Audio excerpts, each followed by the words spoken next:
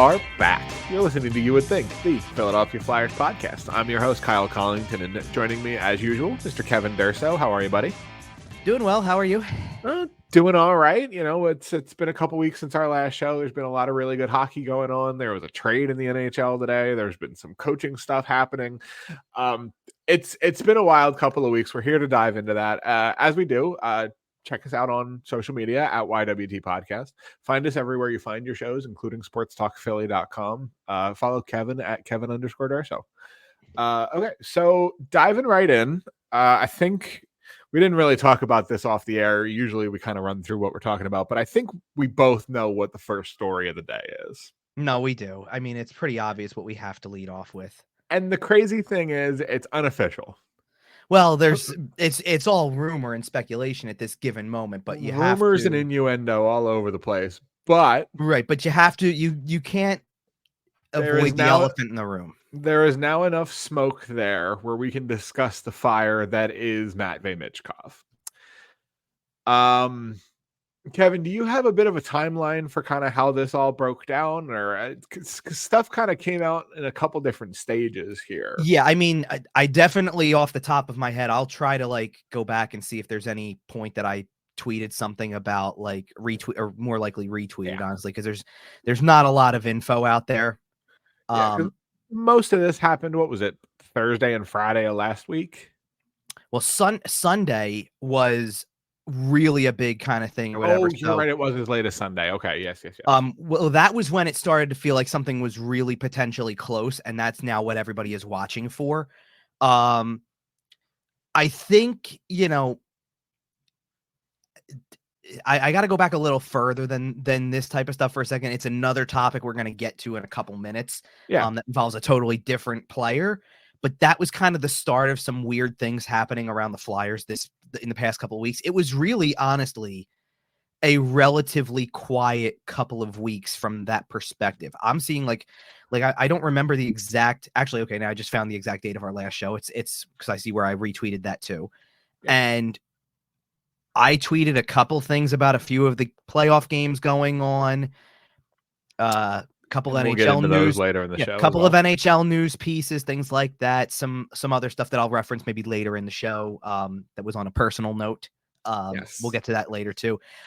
Some baseball stuff because I've been doing that a little bit too. And really the only Flyer news that I had, this was going back about 5 days ago. This was I guess last Thursday or last Wednesday, which is when the London Knights won the OHL championship and moved on to the Memorial Cup. So the key was you have Oliver Bonk and Denver Barkey are going to the Memorial Cup.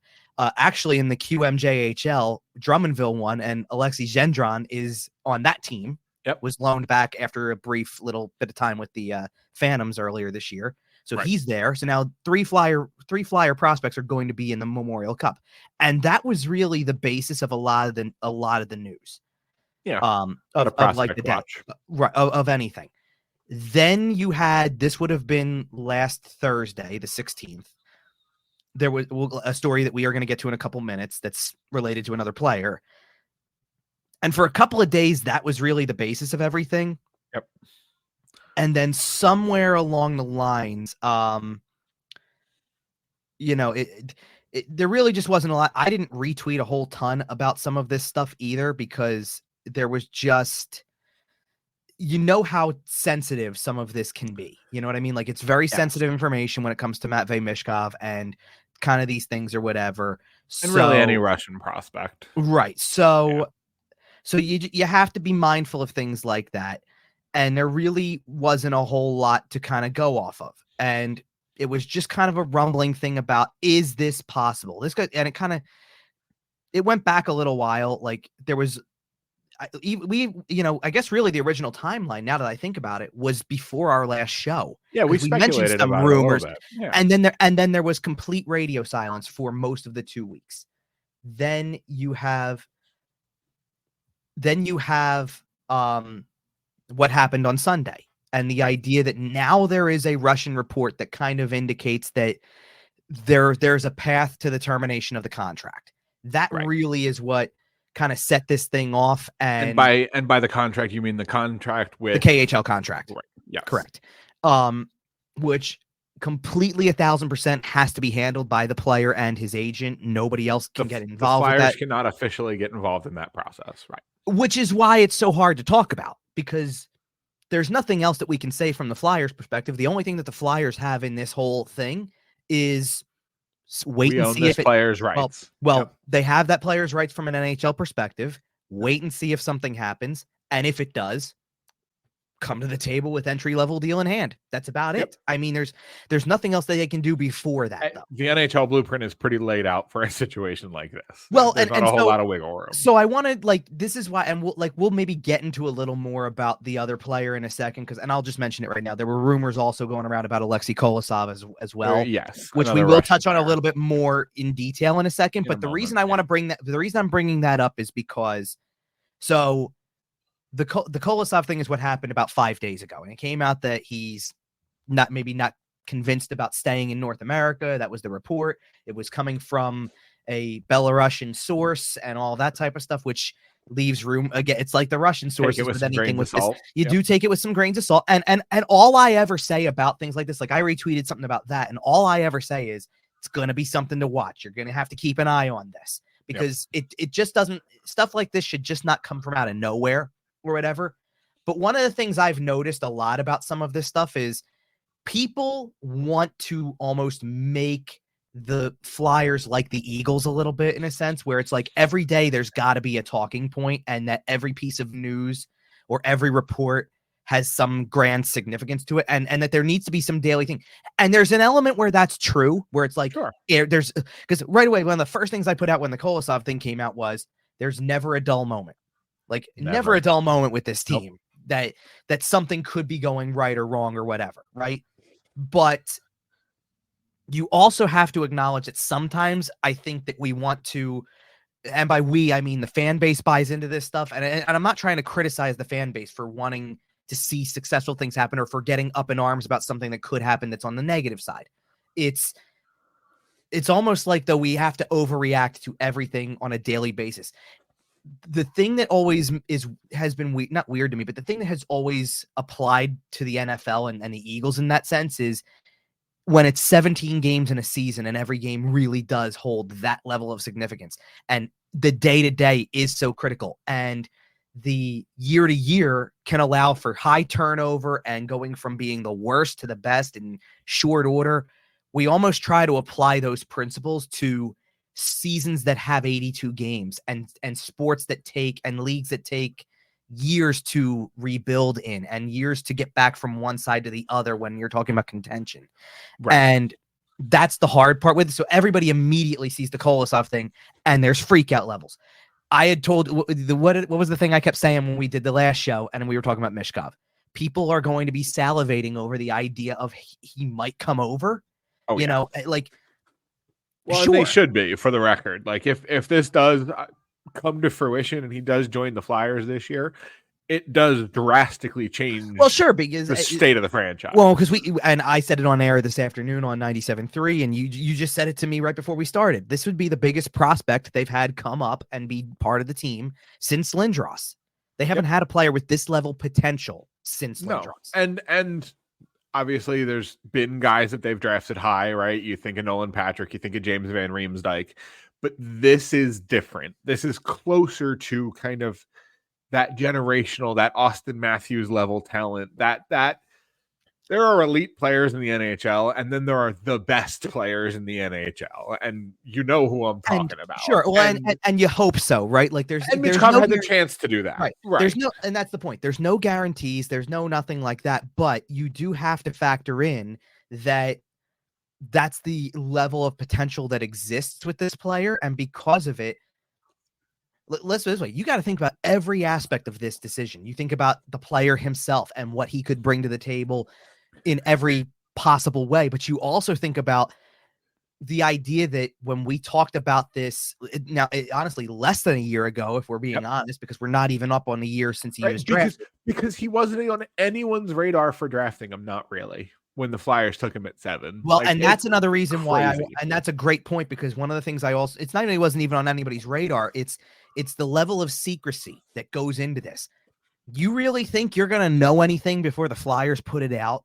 when they brought him to the team facility before he was drafted and nobody knew about it. Nobody knew a thing. Or that they worked out a deal to get, that as soon as Ivan Fedotov's contract was terminated, that next thing you know, it was what was it? 2 days after people found out about that he had he was there here, yep. Right? Like that quickly. That's how they've operated, and you have to expect that that's how they're going to operate with getting him over here, right? And part of that equation, is where the patience needs to be had with this situation. There is definitely an open line of communication going on right now between Michkov and the KHL in terms of what do we do about this, and and what's best for the player, and how, is there a path to making this happen? It's certain. One of the things that was talked about that's certainly not unreasonable is that if he does come over to play, it's NHL or bust. You do not. There is no AHL option here. You're either going to play him at the NHL level or you're going to send him back to Russia. One or the other. So, almost like a juniors kickback that we've seen players have before, where you don't have the option of playing in the AHL. You get kicked back. But you know where that comes from. They know how good he can be. Whether of course. For as much as they jerked him around with, the idea of, he's playing for CSKA St. Petersburg, but no, he's not going to play in these games. We're going to hold him out of the lineup for these. And when he does play, he's going to be the 13th forward or a fourth liner or something in that, before finally they actually loan him to a team that's going to play him top line, And then he had the best draft plus, and then he had the best draft +1 season in KHL history. Okay. Right. And that's why I highlighted the part where it's like he played for they weren't a great team. He was the best player on the team, and they didn't have they didn't exactly have KHL playoff hopes, but that's what you're seeing the potential. And you think about the Flyers lineup in general and you go, if he's got enough skill, and I don't know, look, one of the things I want to be cautious about if he does come over is I don't know how 5-on-5 is going to translate for him exactly, because valid. Different rink dimensions, different styles of play. He's going to have to learn, right? Like there's going to be, of course. But you're not going to tell me that you don't stick a guy like that on your top power play and say, let's just, run wild. We'll figure it out. Right. Run wild. I mean, let's remember you've had the worst power play in the league 3 years running. You put him on your top power play unit. And there's a lot of first round picks that you cannot do that with. Not in their rookie year, not their first year in the NHL. The question came down to also about the other guys in that draft who did go on to play right away too, like your Bedards and Fantillis and Carlsons, right? Like there were other players that were good enough to be in the NHL from day one, and there's no doubt that if his circumstances were different, he would have been in that category probably. Yeah, people said going into that draft that if geopolitical borders and other professional leagues did not exist. Mm-hmm. And we were ranking these players in a vacuum, he would go probably second.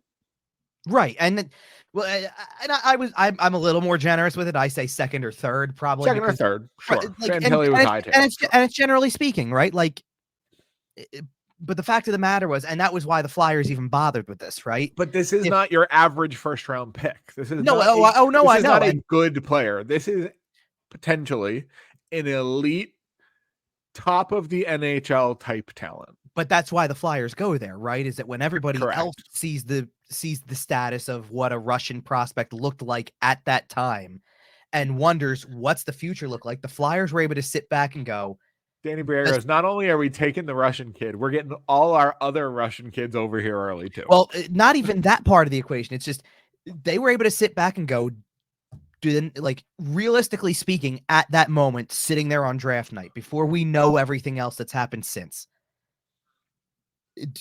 do we have 3 years?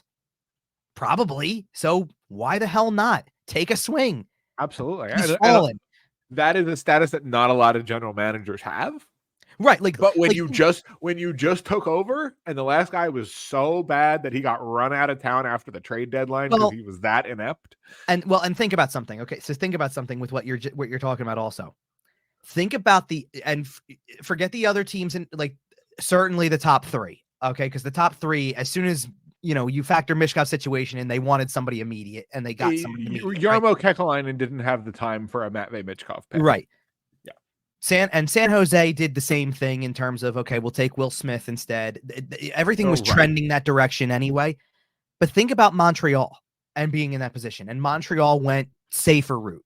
Take the guy who you know what the status is, kind of thing, right?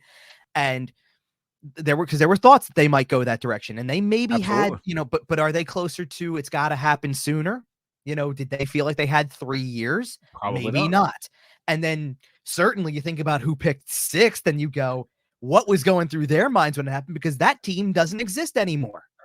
You know what I mean? Like, so who knows what the deal with that situation was? They weren't playing in front of 4,000 fans. Well, exactly. And not only that, but like people speculated, was there a possibility that Michkov at that time, thinking about that situation and obviously not knowing what was going to eventually happen, is like, I don't want this. I'm not going there. Right. Like he very much expressed from day one, I wanted to be, a Flyer. And you hope that's true. You certainly think about the part, that comes into play. But this is okay. So this is what I'm also talking about. I'm tying this together now because this is what I'm talking about with the Eagles style stuff.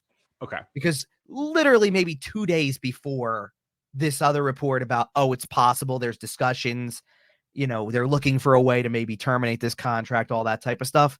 There was a story that came out about how could Michkov be Cutter Gauthier 2.0. And people want to drum up this kind of drama when there's no basis for it. Like my brother, come on. But it's like, but you get where I'm coming from with this. Like, what the hell is some of this stuff? And I'm not trying like, listen, is there, and you know where it came from too, of all things? The exact same problem you have with this whole thing. This is why I tell you tread lightly with this stuff, because everybody's doing this off of what? Oh, a report out of Russia says, or listen, or look at these comments from Roman Rottenberger or whatever, right? You know what I mean? Like now see, at this point, there's been 4 or 5, 6 statements that all kind of say the same thing that lead you to believe that we have something here. But off of the first 1 or 2, I understand where you're coming from for sure. Well, just hold on. So it has nothing to do with the comments coming out of Russia. I'm saying people are then having to translate a Russian article with what they said as to what it's supposed to mean. Right. We had some miscommunications on the first line, and and people were pretty easily able to deduct what that really meant, which was NHL or bust. Team. You play in the NHL or you don't. End of conversation. But people took like the article I'm referring to took something that Danny Briere said in a French interview about which by the way, he could be totally bluffing. That we don't know. Yeah, you don't know. He didn't know Fedotov was coming either until he showed up in Voorhees with a duffel bag. Right. Just all I'm trying to say with that stuff is just remember how much they've kept under wraps in the last 365 days. Listen, it's been a tight ship since Danny Briere got there. One thing I do want to talk about with Michkov before we kind of move off this is how it does change the direction of where the franchise is and where the franchise is going. The impact of the offseason. Absolutely. Right. You talked about, this guy coming in and, what it does to your lineup, where you put him on your power play, if this guy is the real deal, if he is the next, Matthews level player, if he is an elite player in this league, right.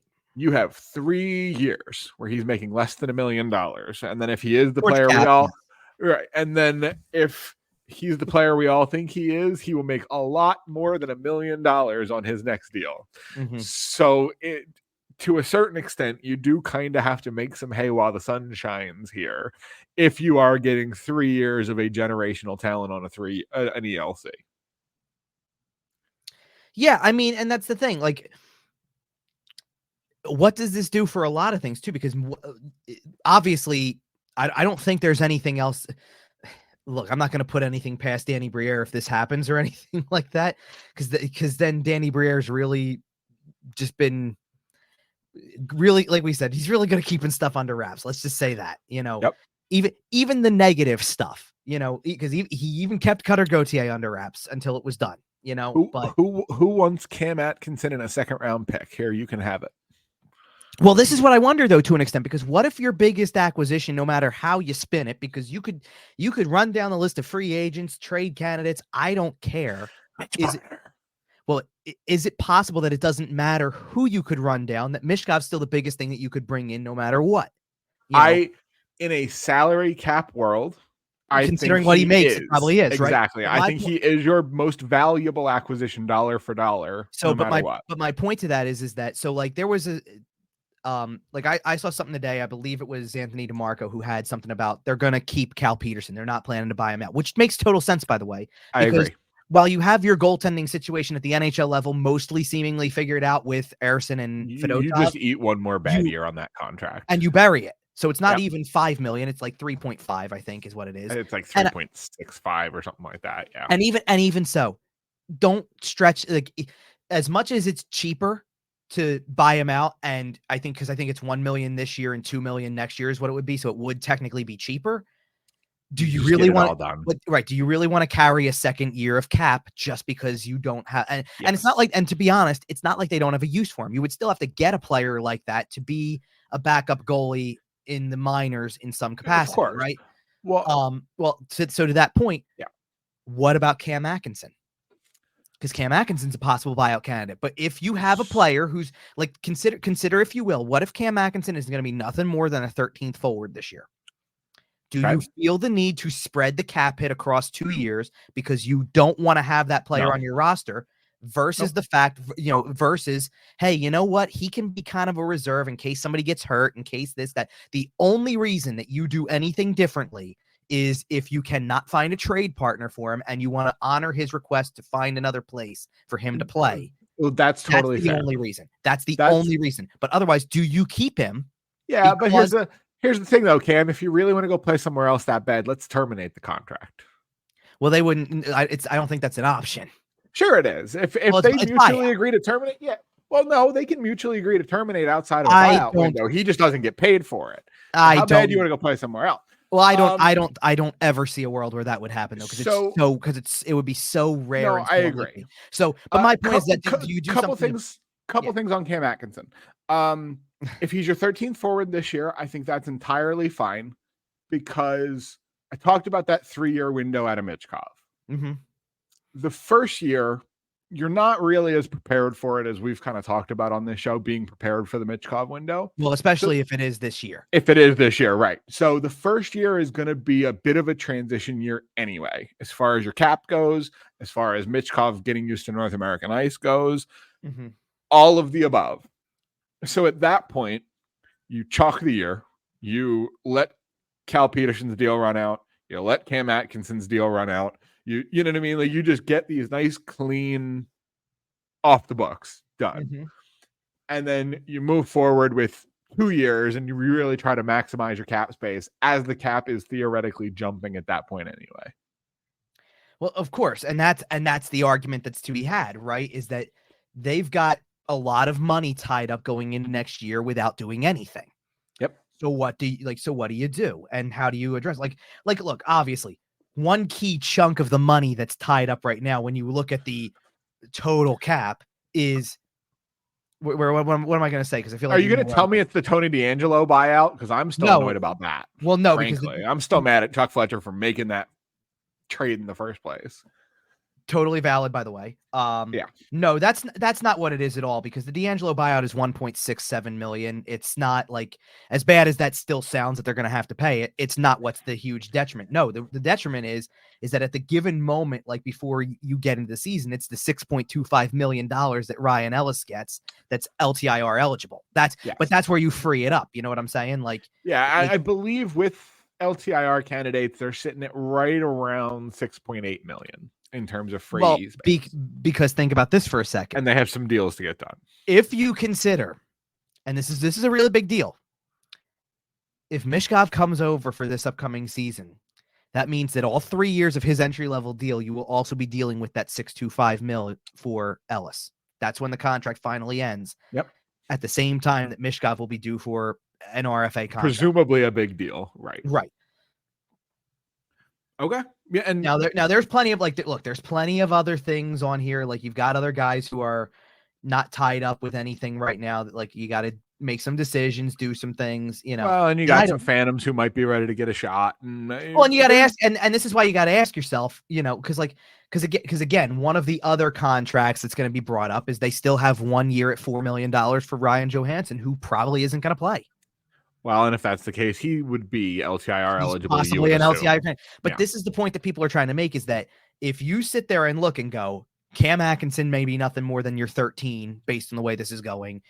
You've got Ryan Johansson making $4 million toward the cap that is possibly buried on LTIR also, but also you get the point. Like, it's 1 year. It's still there. You got to think about it. Right. And you go to something like, not really the defenseman, but you go with all these other possibilities. You have like we said, the Ellis one. Cal Peterson's got that 1 year left at $5 million technically that you could bury to make it, like we said, 3.6 or whatever. 3.85 is what it is. I have Cap Friendly up now to actually confirm that. But you get the point. And what happens when 5.87, I think it's 5.87 for Atkinson comes off the books, and $4 million for Johansson, and technically 3.85 for Peterson? Like, you're opening up. Look at all the money you're opening up, and you still have the 6.25 every year right now that you could put on LTIR right at the start of the year. And that's a lot of money that in a year, if Michkov's the big thing now, in another year, because I'm going to let's say, what do you think people are going to start talking about? You already brought up one thing, which is, or one option that's going to be out there a lot, because people are going to sit there and talk about Mitch Marner if he's a trade candidate and making a splash in that direction. The thing that I'm thinking that you could, like, and I'm not saying it's going to happen. I'm not saying I expect it to happen, but what talks more than anything? If you've got the money and you can throw it around a little bit, it will talk. And who's a free agent after next season? After next season, big names. Oh, it's a huge name, and I'll give you a hint. He's still playing. Oh, okay. I was like, he's still in the league? Okay, great. No, you meant like he's still in the playoffs. He's in the playoffs right now. Oh, there's no way Draisaitl's hitting the market. There's no chance that Leon Draisaitl. I'm not saying that. And if that's the case, so be it. But people are going to take it a direction where it's like, hey. But if Edmonton can't sign him, they may have to trade him. You got to trade him to somebody. Well, and it's hey Leon, do you like orange? Well, they wore it a lot for several years. What I'm saying. They went back to the classic. The classic that's more behind me. But you get the point. Like, people are going to take it to that level if Michkov's here, especially if he's already been here for a year and gets his feet wet.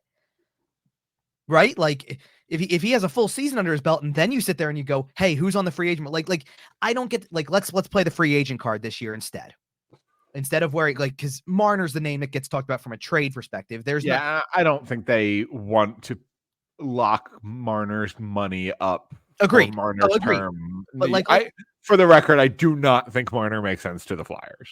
I don't either. And just wanted to put that out there. And so let's go back to, okay, so instead it would be like saying, and again, this is somebody I don't expect to be, definitely don't expect to be a Flyer, and don't really expect to see anywhere else either. But it would be like saying, okay, now we know Michkov's coming over, go out and get Steven Stamkos. Because it changes the dynamic now that you have Michkov over there. I don't think you go that far in year one, because I think it's too dangerous to start throwing all of your whatever little free money you have right now. I mean, like this is where, to me, if you know Michkov's coming over, you start to you either explore all of the trade options that you have, or you get very serious about the Travis Konechny conversation. Okay. Is he long-term? If you can envision a world, because Travis Konechny plays right side a little bit more, right? And Michkov's more on the left side. So if you can envision a world where those two guys are your wingers on a top line for a while, maybe you do it. And you say, we're not wasting time on Konechny then. We know Michkov's coming. Konechny's eligible for an extension on July 1st. Do it. Get it done now, before it gets too late. But if you don't know he's coming, then you have to go back into the evaluation process, right? Okay, I'm going to put you in the Danny Briere chair. Oh, here we go. It's July 17th. Michkov's coming. He's here. He's whatever. He's on your roster. Yeah. Edmonton calls. Okay. And says, we have a center that you may like. Yeah, his name's Leon Draisaitl. Yeah. And he's willing to talk to you, and he's willing to sign an extension at whatever, a market value number. I'm not going to nitpick it here. $11 million, let's say. 12 and a half. He's making 8.5 already. I'm going up at least 2.5 to 3 million easy, right? Maybe more. If Draisaitl's not making 12, the NHLPA should file a grievance. Possibly. You're probably right about that. Yeah, let's say 12, 12.5. Right, 12.5. All right, I'll go 4 million. Because if he makes 12.5, that's what Connor signed 5 years ago. Right, and full disclosure. So let's back up for 1 second with what you're saying, because what you're telling, so you're going off of, you're getting one last year of Draisaitl. Right, they're giving you a call saying you get Draisaitl for 8.5 for 1 year, and he's willing to sign it. Correct. And the extension would be signed, I guess, effective immediately upon the trade. Pretty immediately, so that you know that you have him long term beyond the year, and it's not a negotiation process. Gotcha. Correct. Frost, Bonk. Your next 2 firsts. Ugh. You had me in the beginning of that. And I think that's probably something where the conversation starts. Now, if you're getting Draisaitl as a 1-year rental, I don't think you give up quite that much. No, but you started your extension on there. You genuinely had me when you started with Frost, and then let's put it this way: I wouldn't trade Oliver Bonk for a lot of players. I probably would for Leon Draisaitl, and that's why he's in there, because that's the kind of thing you're going to need to move. Do you know? Okay, can I tell you what? And this is where you're like, maybe this is where you started to lose me. You went 2 firsts. The fact that they have 2 firsts in 25 would make me think about one of them. Your next 2 firsts. No, I know. No, I'm saying, but you have 2. So you would still have a first round pick in that 1 year. It's the second first of your own, because that's all they have, obviously, in 26. Yeah, but at that point, if you have Draisaitl and Michkov in full swing, presumably you're not worried about that pick. The only reason I'm worried about that is because of the fact that, to me, I need to know what else I could get to round this thing up, because I'd still have concerns about the back end. I still don't completely know whether or not, the Edmonton Oilers are in the conference final, right? Yes, I do. I know they are. Oh, I know. And no, that's what I'm saying. And a lot of it is due to that Leon, that guy. No, I know. The hard part with that also is that, so again, it comes down to, you know what? Here's another reason why I wouldn't go that far with it. The way that you just presented it makes it sound like there's a little bit less leverage for Edmonton than you think. Because if Edmonton's calling and saying, we can't do this, he'll come to you, 8.5 mil for the 1 year that's left, and 12.5 for the next 8 years, right? Because that's what it would be, right? Presumably. Yeah, and yeah. He's willing to do that. He's not going to sign with us. If that's in the conversation, he's not going to sign. Well, even if that's not what it is. They lose some leverage, and I don't think you need to throw 2 firsts at him. Maybe then at that point it's 2 good prospect, or a good NHL player, a prospect, and a first. So if that deal's on your table, you say no if it's 2 firsts? I don't love it. I'd have to. The hard part is that you know what? My answer to that would be to be determined, and I'll tell you why. Because you said July 17th. Yeah. After everything's played out. If you let me see how the draft this year plays out, if I really like the direction that they go with the draft this year with 2 picks, and I really like the direction that I'm curious if this is going to make you more or less likely to take the trade, because do you want them to be good faster, or do you want them to have 2 more draft picks? You want them to, what you should want is whatever you think is going to equate to more long-term success. And let's put it this way. The big difference between the 2 players that get talked about the most when it comes to trades that you've brought up, Draisaitl and Marner, is I've already said it on here from last show. I don't think Mitch Marner can be that guy by himself. I think it works better when he's got a supporting cast. Now, Michkov's a great player, and maybe that brings you can argue it's not even working that much better. Well, and possibly. I at least look at Draisaitl and I say, you know what? Some nights, I've seen him be completely on and take over the game. And I watched that man put up 30 points with no legs, essentially, in the playoffs. And I watched Alex Pietrangelo take an absolute battle axe to Leon Draisaitl's arm, and he still delivers, right? Yeah. And let's not forget also, by the way, I believe, if I'm not mistaken, this is the McDavid-Draisaitl combo. This is their second time in a conference final. How many conference finals has Mitch Marner been to? with the rest of those guys. It is what it is. If the knock on you is you can't get out of the first round, you're super talented, but you never get out of the first round. At least McDavid and Draisaitl can say they've been to a couple conference finals. They've been there. By the way, how much is the last year of Marner if you were to trade for him? That's a good question. 10.9. And just imagine. And he doesn't play center. And this is come on, man. Come on, man. This is what I'm saying. So yeah, it's $10.9 million for that last year, and then you're worried about right. You're worried about going from 8.5 to like 12.5 for Draisaitl. Mitch is worried about making Marner's going to make $1 more than Austin Matthews. No, you know how that's going to work. It's going to be 13. Hold on, what's it gonna be? It's gonna be $13,250,000, $50,016 because that's his jersey number. Oh my God! Stop with the jerseys. Okay. No, you brought that up. I know. I know you hate it, but you brought it up last year because that's exactly how that stuff goes, and you know it. All right. We have a little bit more news. We have a little bit more news to get into before the playoffs. I think that is a good spot to put a pin in Michkov for now. Real quick to Kolosov. Yeah, we'll know by our next. Well, we might not know by our next show, but we're not going to know about Michkov until the press conference. Pretty much, and that's when you'll know for sure. You may hear things beforehand. You may hear that he was spotted in, Belmar Wawa or whatever. But well, it's a good joke. You got to give. Don't believe it until you see him on the stage with Danny holding, whatever a number 39 jersey. Right. Okay, on Kolosov real quick. Well, one more quick yeah. On the Michkov thing really quick too, because I think we said this last time as well, but the goal is to have a resolution. I mean, I don't think the Flyers even want to deal with this if we're getting close to the draft. Like, you either know by mid-June, like in another month basically, or you don't, right? Like, or not you don't. It's either you know that he's coming or he's staying, and that's all there is to it. And if he's staying, so be it. It's not. No big deal. Big deal. Let's make clear this is not necessity. It would be nice. It would be a great thing for. Can you only imagine the second that this comes out? First of all, not long after the draft happens, if this is able to happen, he will be at a development camp, which is going to bring a giant crowd to just see him. I don't normally end up making it over to development camp because it's midsummer and it's kind of a busy time and all that stuff like that. I don't usually get over there. I probably am going to have to make a visit over to the training center to get a look. They might have to get him back out to Stone Harbor one of these years. Possibly. But that's all I'm saying is, like, you'll get an answer soon enough on this because there's no way that everybody's going to wait around trying to figure out how this is going to go. Right. Simple as that. Let's get to Kolosov. Yep. Real quick, Kolosov, the news came out, I think you said it was last Wednesday or Thursday. There were some speculations from some overseas sources that he was maybe considering going home.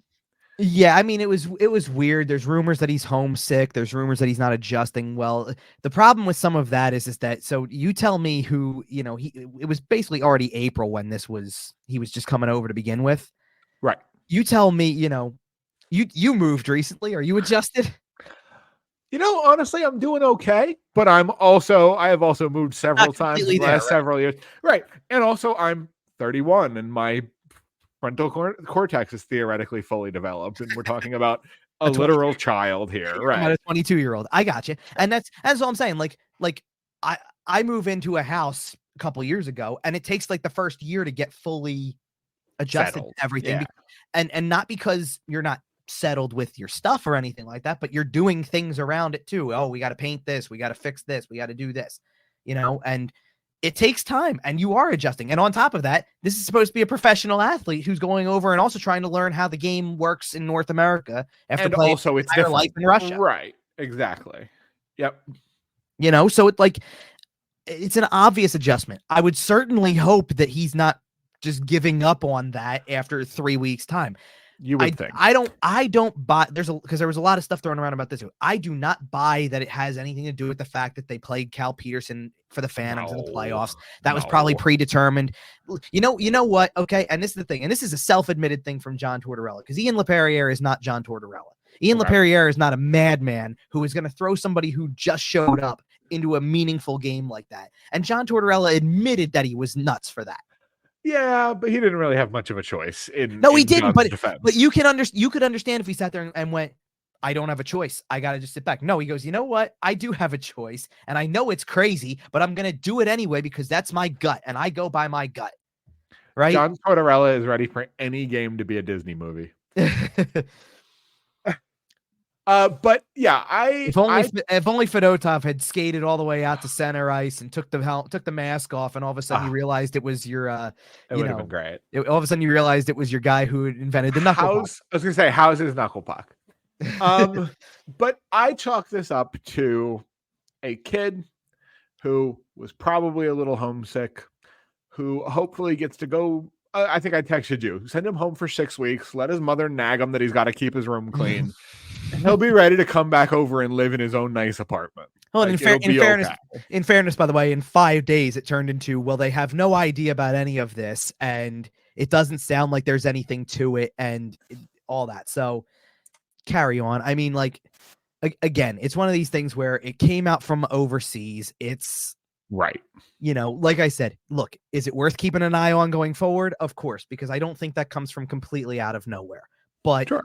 I also don't think that this is some, again, why, think about this. Why would you sign an entry like this? It almost ties back to the Michkov thing too, where it's like, if he gets out of that contract in the KHL and comes over, you would assume that his purpose of doing it is, I want to be an NHL player and I'm here for this and I'm willing to go through it. People who think Michkov doesn't want to be a Flyer, like, he is paying, I think I saw somewhere that it's the equivalent of roughly $300,000 if he were to buy $400,000. $400,000 if he were to be buying himself out of this contract, and that is his own money. I think it's really interesting. But so, by the way, I think it's really interesting how, because for the most part, a lot of money, dog. No, for the most part, that's what we thought, right? They keep tying. The thing is that you can tie in, like, the agent can be tied into this as well. So collectively, the two of them come up with, and that's why they say it's a negotiation, because Cheska St. Petersburg wants to make a little something off of this. If that's the way Russia. It's going to be, everything's a negotiation. Sure, it is, but you also get my point. Like, they want, like, a little, the value of the contract is $400,000. There's no guarantees that that's actually what he's got to pay to make it happen. They can sit there and go, well, how bad do you really want it? Let's make it $700,000 and almost double the contract value, because if you really want out and you really want to try this, especially when you consider who operates that team. Hello. Just saying. Just saying. As usual in Russia, all roads lead to one place. Pretty much. But that's the thing about Kolosov. Like, Kolosov's here, and I just don't know. Like, again, it would say a lot to me if he wants to leave. It says a lot about him. It would say a lot about the organization that there's another player who's asking to leave. Certainly, I hope that this is not anything to this, and it kind of blows over a little bit, like it seems like it's going to, because it's not like I don't see a plan for him. He's probably your number one starter in the minors next year, which is a perfect place for him to get started. And frankly, probably the year after as well, unless he plays well enough to surpass Erson. Sure. To be honest, by the way, this is where Cal Peterson, I think, comes in and is actually of value, because Cal Peterson's been a good sport about this whole thing, about being sent to the minors, about, you're not going to be the number one guy. It wasn't going to be that way. And he's been a really good sport about that. And I think that Kolosov could learn a lot from that attitude. I think Cal Peterson is a great guy to play the Saturday afternoon games in the 3-day AHL set. Or either that, or he's the perfect guy. Or what you're talking about also is the finale. That's like the evening Sunday game, or that one, or the 3:05 Sunday game that you're like, or you're right. Maybe it is the Saturday night and you split the Friday and the Sunday, so it's a little bit more of an NHL schedule style thing. Kolosov's going to get a lot of Friday. You're Sundays. Really at that given moment, you're really grooming Kolosov for an NHL style workload. Yeah, I mean. And maybe he's down there for 2 years. In the first year, he plays 1 out of every 3 or 1.5 out of every 3. In the second year, he does do a little bit more of that NHL schedule. But that would be probably ideal for him. But again, it's all rumors and things like that, and you gotta just go with it. I'm gonna be very big this offseason, and I guess with the Michkov thing too, this kind of comes like, let it play out, let stuff play out, and let's not jump to conclusions too early until we actually have some more firm details about some stuff. Do we have firm details about our next story, or is it too soon? It just happened, so details are still developing. We're not really sure, but it seems as though the Flyers won the Stanley Cup 50 years ago this week. Yeah, no, we have plenty of firm details there. Okay, I just wanted to make sure that we had all our facts lined up on that one before we started talking about it. As mentioned there, the Flyers' first cup was won 50 years ago this week.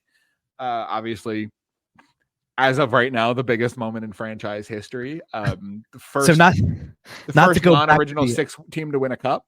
Sure. So not to go back to the Michkov thing, but there were a lot of people drawing parallels to really the story about Michkov comes out on that day. Like, why was the report on, like, the report was Sunday, May 19th, 2024, 50 years after the Flyers first won a Stanley Cup. Huh. So funny. The Flyers will forever be tied to Russia. Is that kismet? Is that supposed to be what that, like, is that kismet there that, that was the day, that otherwise the only thing, like, seriously, wasn't that pretty much before we did this show, that was almost the only Flyers thing we had coming to the table was it's been 50 years since the first cup win. That's about it. And it was pretty much the only story I sat down and wrote in the last 2 weeks. And sure enough, like, there's also these rumblings. The last 3 days happened. Well, I didn't write anything on it because, again, there's just not a lot firm going on. Like, fair enough. People know what's out, what's going on to a degree. Yeah, I mean, look, obviously, it's a major milestone. They kind of already touched on this a little bit.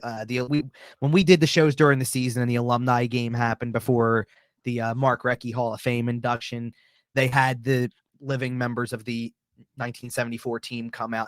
Pretty much all of them, by the way. I mean, like, that whole team pretty much came back for that, and they brought the Stanley Cup out with them. And we talked about, we said, like, Orest Kindrachuk couldn't help himself. He picked it up, like, of course, and it was awesome. Like, it goes back to, and I've written about this enough times. It's a big enough piece of history that anybody who is a Flyers fan should know what these words mean. I've said them multiple times when we talk about this team, but when you put together, what Fred Sherrow put on the blackboard that day, win today, walk together forever, and they are, Oh yeah.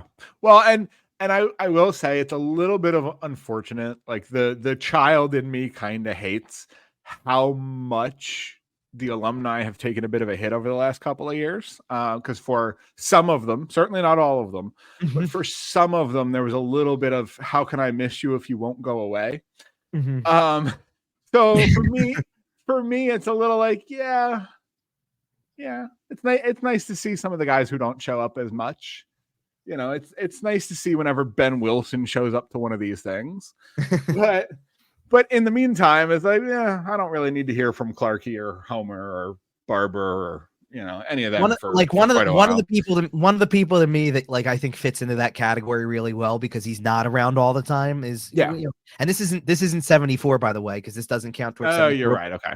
No. But when Reggie Leach comes back, it's like, that's a cool, when you can get, and then absolutely, and then you kind of welcome the and Clarkey and Barber are here too, because then the LCB lines together, and it's like, okay, it doesn't happen every day that you see Reggie Leach around, is the point. I agree, and that's fair, but I still kind of look at the other 2/3 of that line and go, yeah, Leach didn't mess around in the front office for the last 20 years, so. and there are others on the team that didn't either, that you can still, of course, that have been around, that you kind of, whenever Dave Schultz shows up, we're gonna love it. Come on. Well, and I think that way of Bob Kelly's always there and Joe Watson's always been there, and it's like, does it, but they don't have anything else to do with the front office part of it, so does it matter? Right. No, that's fair. And those guys, honor the history. Let them go and shake hands with people. It's great. Bernie does that too. Bernie's like that too. Yes.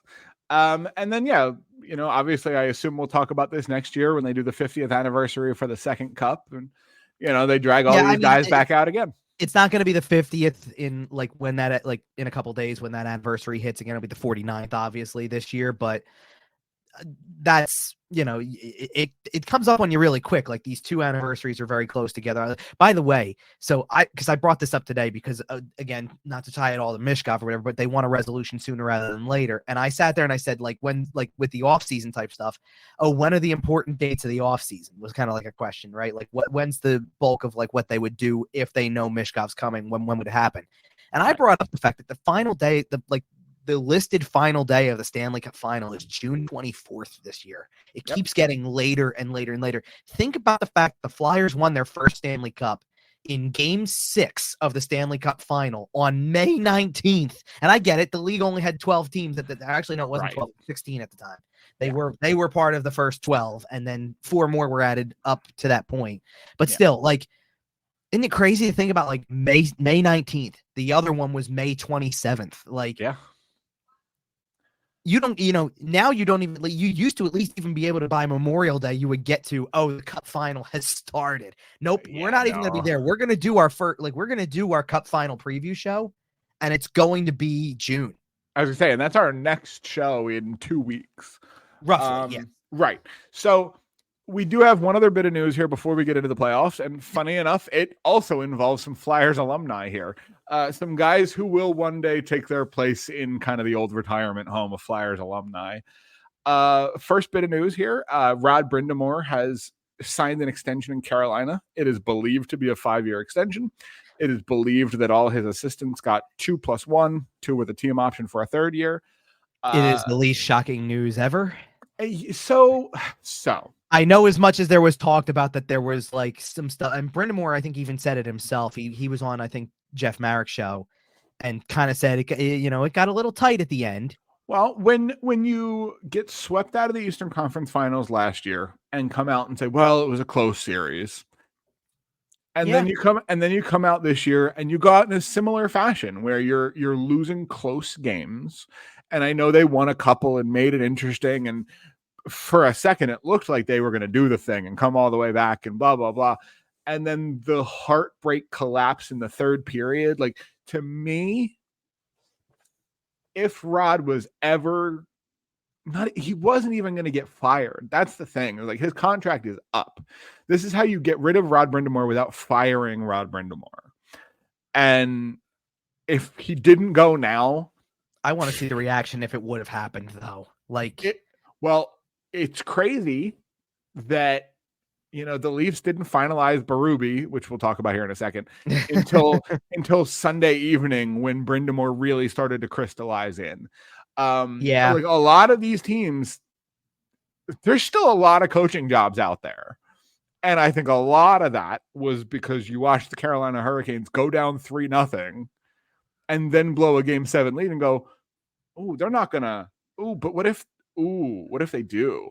And and Rod Brind'Amour is so friggin' good that you're willing to put your operations on hold for maybe weeks for some of these teams just to see.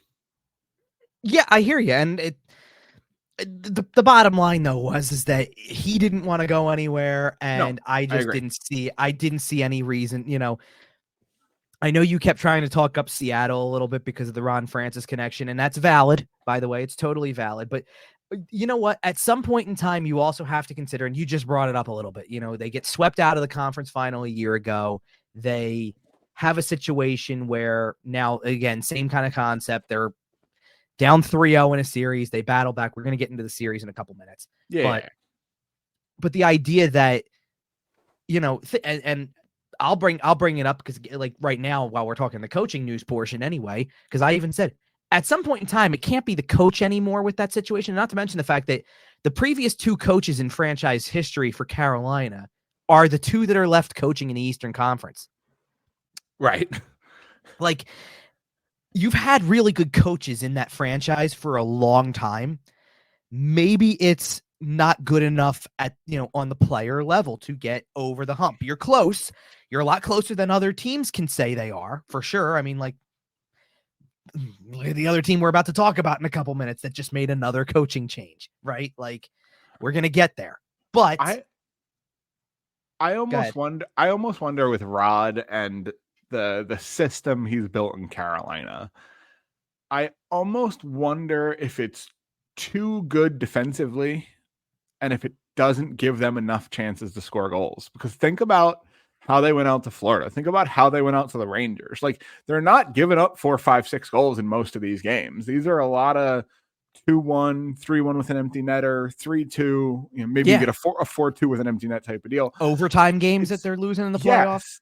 It's not that their goaltending was bad. I know that, Freddie Anderson faced a lot of scrutiny, and I think he had his moments, but for the most part, he played really well through pretty much all of that series. He kept them in some games. It's also the regular season argument, though, too, that in the regular season, you can be great and be one of these teams that people start to think, oh, yeah, they're going to be something to be reckoned with when the time comes. And then I won't say they're not, but it's like, you know what I mean? Like, then it gets to the playoffs and something fizzles in some way. It doesn't go the way that you envision it. And that's problematic.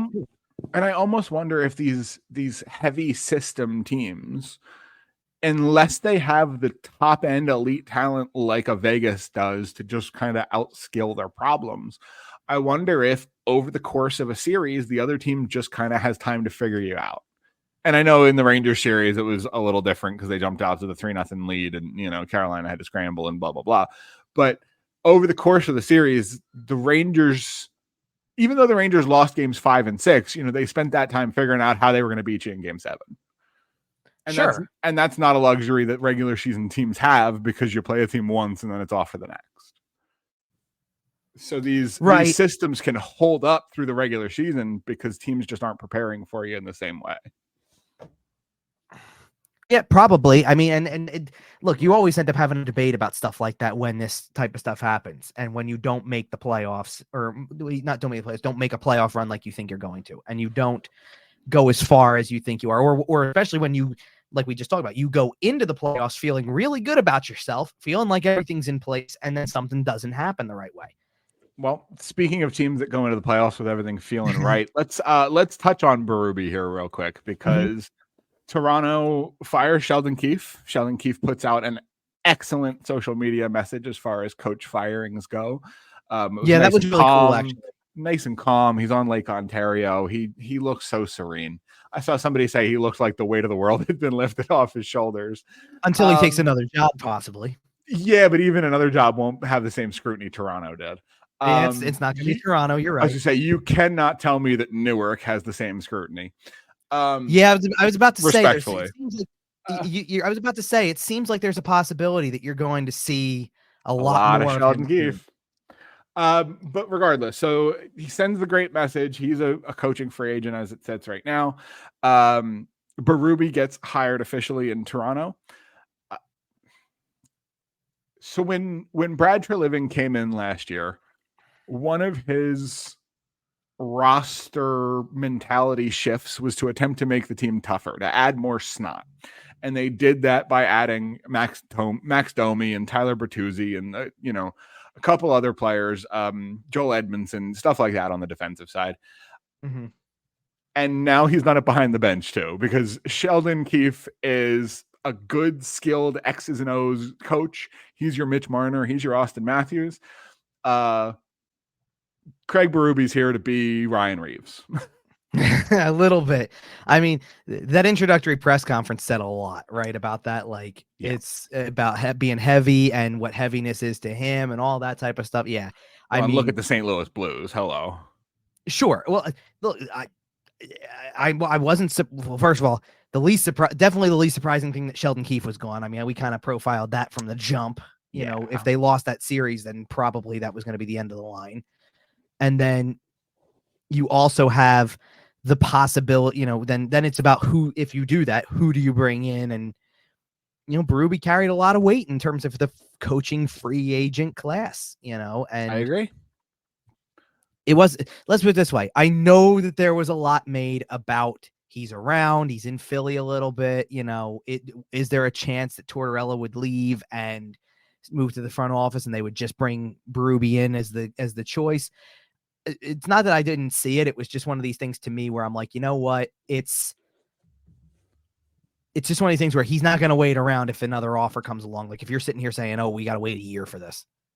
Right. Yeah, that's not going to happen. I just don't know. You don't give Jay Woodcroft a call. You don't give Bruce Boudreau a call. You don't. Boudreau's interesting to me because I don't know if you have to ask yourself whether or not Boudreau even wants it anymore. He's definitely done a lot of TV. He said that he wants to coach in the NHL. He has said the only assistant coaching job he would take is in Toronto because that's how bad he wants to be on Toronto's bench. Interesting. Okay. Yeah. And I look, I don't know about Woodcroft at all. Like, I feel like Woodcroft is, I don't know how much of a fit that would be in Toronto, at least. I think someone, I'm not saying he will go without a job, but he got some skilled players to win a playoff series or two. Well, he has, but I think, where I think you're right on with this, though, is that you look at what Berube did with St. Louis in terms of what kind of team he got to win a cup and how they went about that. Oh, the message in Toronto is changing. Sure. Yeah, drastically. Yeah, I mean, so this is not Kyle Dubas's team anymore. Oh, sure. And now you wait to see what the repercussions are for everybody else, because now you've made the most important move off the ice, or at least non-player. I was going to say, I have a feeling one or both of Marner Tavares is going to go, and that's going to change your roster in a pretty dramatic way. That's what I mean. Off the ice. That's what I mean by off the ice too. Is like, okay, so you've taken care of the coaching thing. It sounds like, as much as that we talked about the possibility that would it extend to further parts of the front office, would it extend to Brendan Shanahan? Doesn't look like that's going to happen. Nope. So Shanahan has gotten another bullet. So, but now you move forward with it's Shanahan and Treliving and Berube, and now what are the repercussions for everybody else? What happens to that team, and what does it look like next year? And who are we talking? It's going to be fascinating to watch. I feel like there are, and you even nailed it, because I feel like there are two people I feel safe in talking about, and that would be Matthews and Nylander. I think and that's it.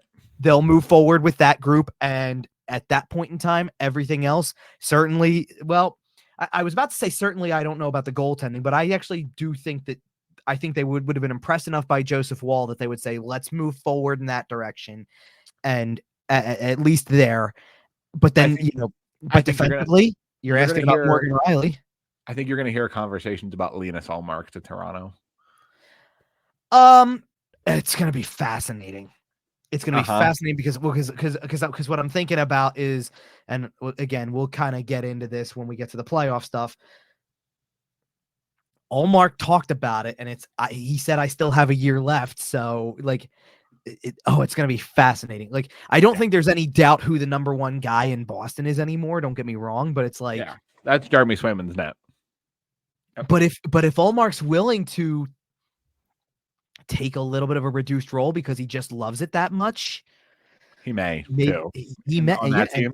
Yeah. Right. I mean, like, the fact of the matter is that as much as you can look at what happened to the Bruins in this playoff and all stuff like that, you can't deny that they're constantly, I mean, the fact that the Bruins beat Toronto in the first place also to get there, it's like they keep going further than Toronto does with the core that Toronto has. So, and think about it, in the course of this, you ripped away two of their core players to begin with before the season even started, and they made up the difference. And then during the playoffs, you took away their captain. Do you want to dive into this series? You want to just I figured we were going to start with the one that, well, they all ended kind of about the same way, but I just figured we were going to go in order. But we are going to start. I did plan to start in the East, so that is okay. Well, then, let's just bring this one up then. Since we are talking about the Bruins, it's kind of a bummer because this series kind of felt over after game 4. Kind of. I know where you're going with this. Yeah, it felt inevitable, and not in a good way, not in a fun way, but in a way that the last two games, even though I think Boston won game 5, did they not? Yes, they did. Right. 3-1, then 3-2. And even though Boston won game 5, it felt like they were just kind of just hanging on. Felt like that was kind of their last push. And it's a bummer to see, because I think if Toronto had gone through, they would have given Florida a little bit of a better matchup, frankly. So one of the things that really interests me, by the way, about It's going to be this series and then two others we're going to talk about before we get to, I guess, the last one of this grouping of four that we have to go through before we get to the conference finals. They all almost ended in the exact same way in terms of very strange 3-1 game 5 win. Well, beyond that, it's they all the series ended or came close to ending with a last minute goal of some kind or very close to the end. Like you're down to the crunch time where the next goal probably wins it. A lot of this happened, and collectively, you're talking game 6. Boston scored first in game 6. So now you're thinking, oh, here we go. Are they going to do this? Are they going to pull, or basically they're going to pull a Toronto and win 5 and 6 to get it to 7, where anything's possible. And sure enough, the thing for me is, and it's funny too, because like the way this series started, I picked Florida. Right. And I had my doubts after game 1 because it was a straight up drubbing. I mean, Florida got crushed in game 1. A lot of that was the fact that they'd been sitting for a week and Florida had Boston had just played a game 7. Because after that, I saw the Florida team I expected. The depth is there. I really, as much as they've got the depth, I'm going to tell you what it really is for me. This team looks like it's on a mission because they're determined to get like everybody called this the revenge series kind of thing. I think the revenge is Florida wants another shot at a Stanley Cup because they felt like they were close last year. And Matthew Tkachuk doesn't have a broken sternum this time. Can I tell you something different than about that, to be honest? Matthew Tkachuk played through that injury and was far and away the best player on the team.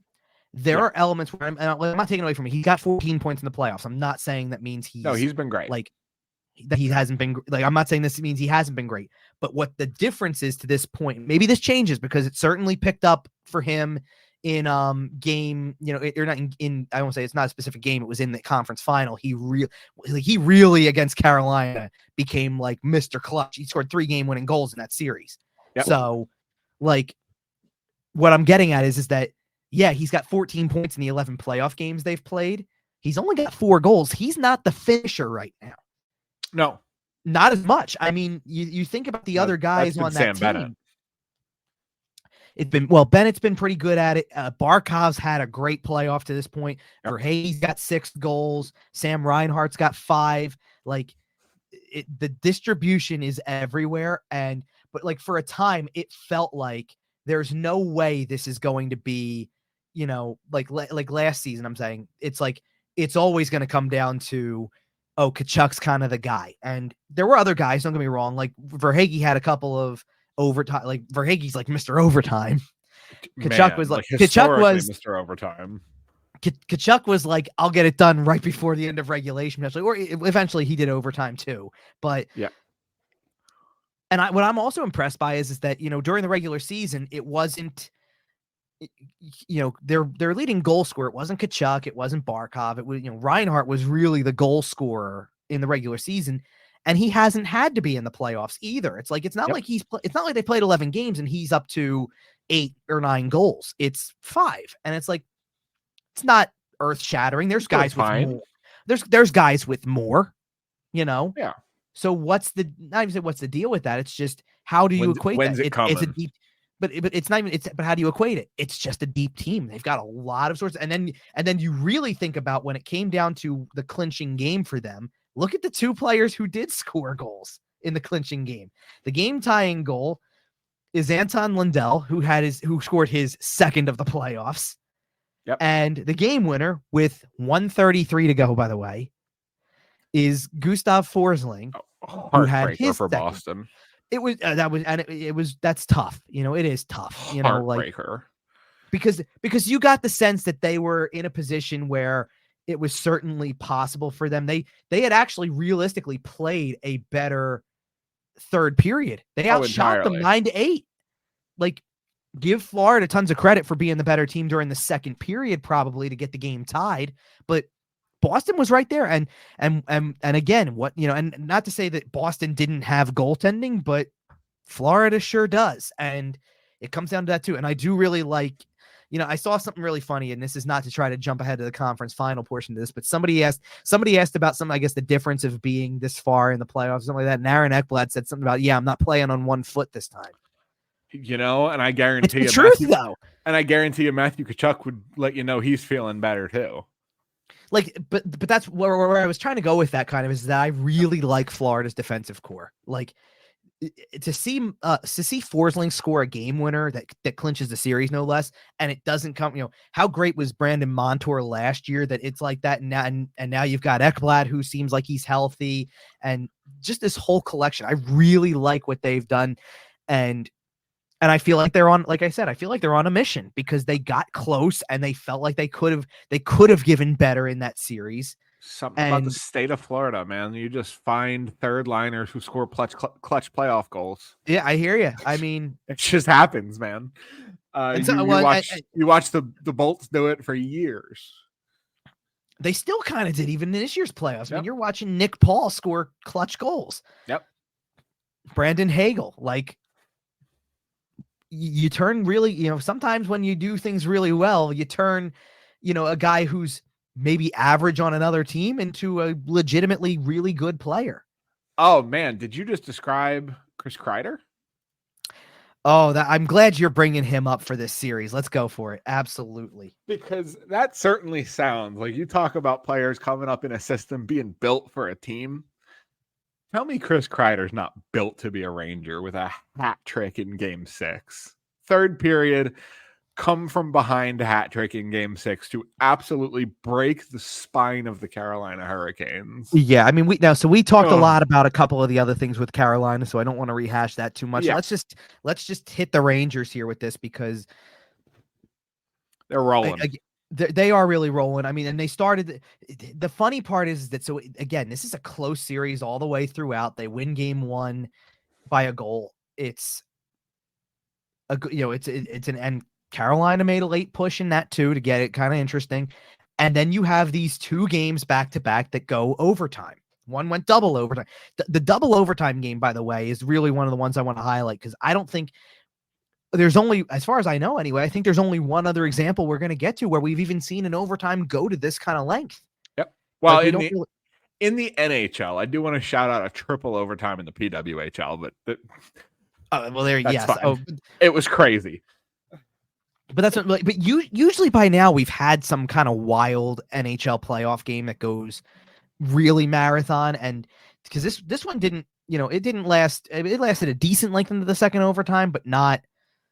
We weren't beyond 10 minutes down for a long overtime. Yeah. I mean, and Keith Primo was never threatened. Let's put it that way too. There was no threat to that either. I know you want to talk about Kreider for a second. I do want to throw out, because of the fact that this came up with the overtime game anyway, with the double, at least with the double overtime game. And really, I could bring up the other overtime game as well, because he had an assist on the game winner too. But Vinny Trocheck's been a really good player for this team throughout the course of the year. Another one of these guys, like, we've been able to talk about the same 3 or 4 guys for years now with the Rangers, that it's, that it's your Zibanejad, Kreider, Panarin, top line kind of material. And Panarin doesn't usually always play with them, but you get the point. Right. Patrick Kane when he was there. Right. Trocheck filling that second line center spot is really big for them. And he's been a natural fit there. Great face-off guy, can play all situations. And I just think it's big that he's come into his own a little bit. Like, he was, let's also not forget, he was an all-star this year. Yeah. Yeah. I was going to say, he might be sneaky, a top 5 second center in the league. Yeah. I mean, it's possible. And for at least a little while, what happened in Game 6 almost happened in Game 4. Game 4, it's 3-1 Carolina after the first period. It looks like they're definitely holding off the elimination that night. And then here come 2 goals and the game's tied. And it took a power play goal late by Carolina to even extend the series. Yep. I give them full marks for the way they played Game 5, because Game 5 was not as close at all. It was actually the most lopsided game in the entire series. And probably the most dominant game by either team at any point in the series as well. But man, I mean, we were starting to have discussion because you were creeping into that territory. Carolina finds a way in Game 4. They win Game 5 rather convincingly. They're up 3-1 after 2 periods. Yep. And then, like you said, it's the Chris Kreider show. And I think that I've seen people talk about and this is valid conversation. I'm not this is not overblown by any stretch. The way people are talking about Chris Kreider and his impact on the Rangers over the years, he's got a chance to be one of climb some lists. He is. And I'm not trying to compare him to the level of a Hall of Famer like Mark Messier was, but he's got a leadership quality about him that I think people gravitate towards. He's been through it. He seems like, we'll get into this as we highlight. He's been leading his way into the goal crease for years and years. He has, but that's a whole nother conversation we're going to get to, I think, after all of the series, because it doesn't relate to one or the other, does it? Right. Because I definitely want to talk about that. But I do think that his impact and maybe I'm used to it because the number of times that we see the Rangers over the course of a year with, watching all the Flyers games and things like that, he's always been a thorn in the side when it comes to playing the Rangers, so I'm used to seeing this, but it really feels like over the last several years, he has turned into a very key player at playoff time kind of thing. And beyond, honestly, because he's had regular season numbers that have really blown away what he was doing in the regular season before. He's turned into that kind of goal scorer in the regular season too. And you know what? I got to say, as a Flyers fan, that kind of sucks. Sure it does. Of course it does. But you get my point. He's really turned into that level player. And then they've also got it at a lot of other spots too. I mean, you think about how every year, for a little while last season, you brought up the Patrick Kane acquisition that they had, and that had an impact. You're seeing, Jack Roslovic's having an impact this year as a good pickup. Alexei Lafreniere start to really he really has come into his own. I will definitely give you that one. He's really blossoming into a quality NHL player. When you can space out that level of talent over three lines like they do, and I'm not taking anything away from their fourth line, but you know what your fourth line represents most times. Their third line has been right up there with some of these other teams. Honestly, it's one of the fascinating things, and I don't want to jump too far ahead. We'll do the previews probably after we do the other series just to get through them, and then we'll headline the two conference finals and give our predictions. But it's one of the things I'm going to be fascinated about in the East final is the depth of both of these teams, and we'll get to it. But are we going to go to the East final, or do you want to do the recaps out west first? We can do the recaps first. Okay, yeah. Then we're going to transition out towards the west here. I think we start in the Central. Let's go with the one that ended first. Sure. So, as you can read on our banner here, if you're watching on our YouTube channel at YWT Podcast, the Dallas Stars defeated the Colorado Avalanche in 6 games. This was another series that I was really excited for this series coming in. And it kind of had the wind taken out of the sails right before Game 5. The Colorado Avalanche get news that Valeri Nichushkin has entered Stage 3 of the NHLPA Player Assistance Program, which carries a 6-month minimum suspension. There's a whole bunch that we're not really going to go into on that. We don't really have any details. He's out 6 months. And then on the same day, in the lead up for the same game, Devon Taves is ill and will not be playing Game 5. Now, he ended up coming back and playing Game 6 and looking okay, but Game 5 really took the wind out of the sails for the Colorado Avalanche. Which is interesting you say that, because they won the game to keep the series alive, but you knew, I think what you're talking about is the way it felt going into that game, where it's like, maybe they're down 3-1 and this happens.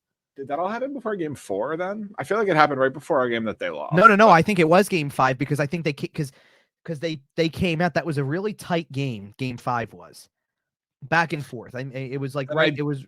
Don't think it's the same game, because I think the game where all that happened, they had 3 shots through the first 2 periods.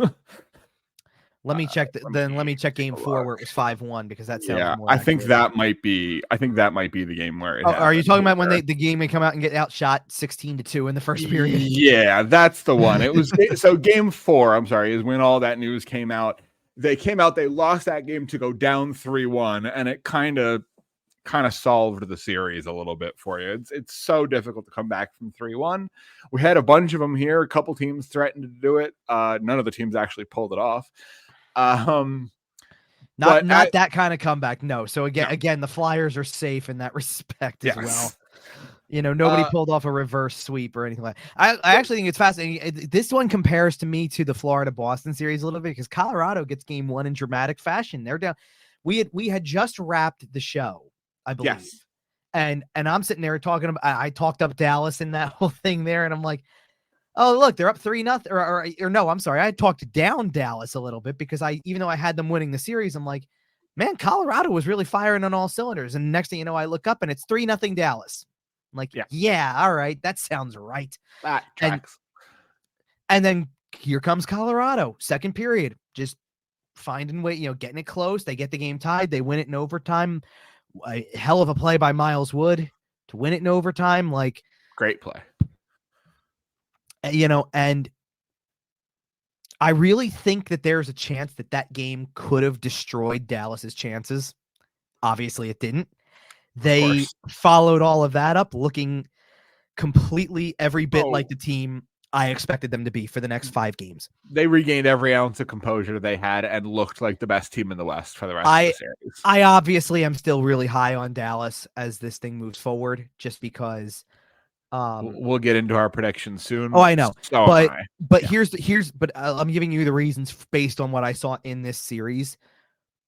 So, I mean, it starts with, Jay Gottinger's looked outstanding. That's where it starts. Miro Heiskanen's killing it in these playoffs. So good.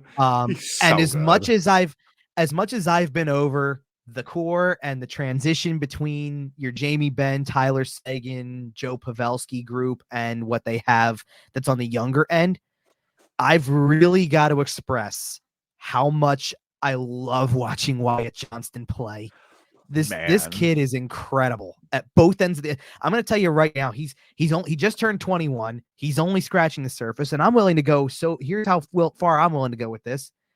I think down the line, I know you have thoughts about one other player on this team that you think could do this, but I think that there's a chance that somewhere down the line, at bare minimum, Wyatt Johnston is going to be a Selke finalist, if not a Selke winner. He might be a Hart finalist. He's just been so incredible. At the age and the play curve we've seen out of Wyatt Johnston, yeah, that kid, we all know that the 2020 draft was a little funky. The 2021 draft was really funky for all sorts of various COVID-related reasons. Right. The redraft, Wyatt Johnston's going right to the top of that list practically. Yeah. Yep. Okay. Speaking of guys who were drafted at the top of their list, we have one more series out west. It is the Edmonton Oilers triumphing over the Vancouver Canucks.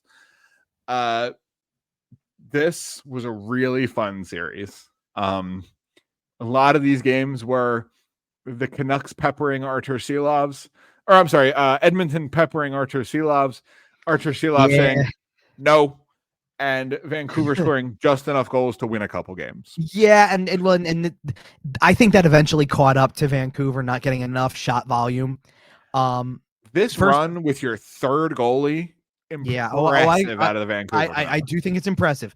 So, and Elias Pettersson, respectfully, did not show up in the slightest. He did toward the end of the series. The last couple of games, I thought he was probably one of their best players on the ice, honestly. First of all, ironically, the only series I picked to go 7 games or to go 6 games or less than 7, and it goes 7. It was the only one. Every other series I said was going to go 7. They all went 6. This is the one I picked in 6, and it went 7. Look, here's what I'll take, and you'll take it as well because we both had the same teams picked. So I will take 3 out of 4 going to the next round. For a little while, I didn't expect it, to be honest. I was getting a little worried about the Vancouver possibility at one point. So certainly that's something to consider. The things that I was concerned about with Edmonton are still a concern. It's the defensive depth, the goaltending. They were going back and forth between Stuart Skinner and Calvin Pickard, and which that should tell you enough right there. That if you got to go back and forth between pretty much between anybody and Calvin Pickard, you've got a problem right now. So, fun fact, and Pickard actually didn't play bad. The Oilers played, and we'll get into our preview here in just a second here, but the Oilers played the Stars 3 times in the regular season. You know how many goals Draisaitl and McDavid had combined across those 3 games against Dallas? Yep. Don't tell me it's 1. It is 0. Is it really none? Wow. 0. Were the final scores always 3-0? Maybe. Like I don't know off the top of my head, but yeah, basically. Either way, so let me get to the Vancouver side of this, because obviously they didn't have the services of Thatcher Demko, and that probably contributed to the length of this series. As much as Shelovs was good, totally get it. You did also lose Brock Besser for game 7. That was where I was going as well. So they have they got a lot of talented players, and it seemed like they got different guys to step up at different times. But you take a loss at a critical position like your goaltending, and then add in the fact that Brock Besser is lost at the absolute worst time that you could possibly lose a player. And in case someone hasn't heard, Brock Besser had some blood clotting issues that presented themselves after game 6 or before game 7. Which is nothing to mess with. So obviously it's understandable why he wasn't able to play. It very quickly became clear that these were not it was not a life-threatening situation. So that's always good to hear. But obviously he was ruled out for game 7, and then they ended up losing. So it doesn't really matter moving forward. For what it's worth. So for what it's worth, by the way, they still almost came back in game 7 despite 15 shots on goal. I mean, well, because once they started shooting, turns out Stuart Skinner's not very good. There are no 2 more exciting words in sports than game 7. And if there are 3, it would be game 7 overtime, and we almost got there. And this was probably for 50 minutes one of the most boring game 7s you could find. Yeah, it was.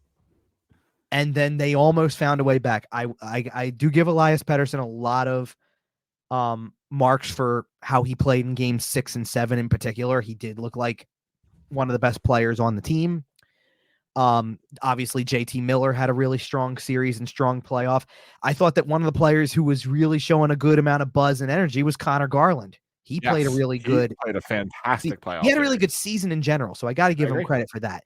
But it just was too little, too late. Like that push was too little, too late, and I think if we're going to shift our attention to the conference finals at some point here, I think we are getting 4 teams that we are not surprised or where they are. I agree. Three of them are division winners, by the way. I was going to say, we almost got all the division winners. If the Canucks had pulled off the comeback in game 7, we would have gone 4-for-4 in division winners for the first time in a long time here. So do we want to start with these 2 over here? Well, we're out west. We might as well stay there and then boomerang back. Start with the West? Okay, let's start with the West. I think this series comes down to how do the Dallas Stars contain Connor McDavid and Leon Draisaitl? And remember that stat earlier about the goals they scored in the regular season? Yep. Dallas in 6. Interesting. That's it. It's that simple for me. Sometimes I hate doing this show with you. And it might be 5, frankly. All right. I appreciate your caveat now, because I was going to say, sometimes I hate doing this show with you because it was just so boring. Because I also have Dallas in 6. No, I'll go 5. All right, fine. I've got Dallas in 6. I don't think it's so. Let's start with this. I think the result of this series is a win-win to me, because it's either going to put a very talented core and a deep team in the Dallas Stars in the Stanley Cup. Or puts the best player in the world in the Stanley Cup final. And you know this because we've been doing the show long enough, and people who have listened to the show every episode know how I feel about this when we come to playoff time. This is one of my favorite rosters in the league. I've raved about this Dallas Stars roster for a while. Putting them into a Stanley Cup final would be great. Or you're finally going to get Connor McDavid and Leon Draisaitl in a Stanley Cup final.